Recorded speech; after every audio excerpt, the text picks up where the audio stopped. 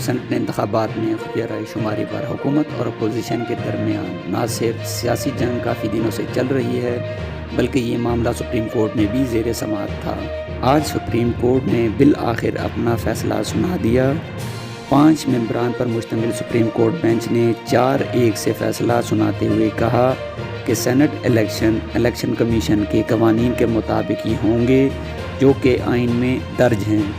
जजेज़ ने उन आर्टिकल्स का भी हवाला दिया जिसमें खुफिया राय शुमारी का जिक्र है। हुकूमती मौक़िफ़ बयान करते हुए सेनेटर फैसल जावेद ने कहा कि हम सुप्रीम कोर्ट के हर फैसले का एहतराम करते हैं, ताहम आज अवाम ने देख लिया कि कौन मुल्क से करप्शन का ख़ात्मा चाहता है और कौन नहीं। अपोजिशन ने अदालती फ़ैसले पर रद्द-ए-अमल देते हुए कहा कि ये उनके मौक़िफ़ की फ़तह है, जबकि हुकूमत की शिकस्त।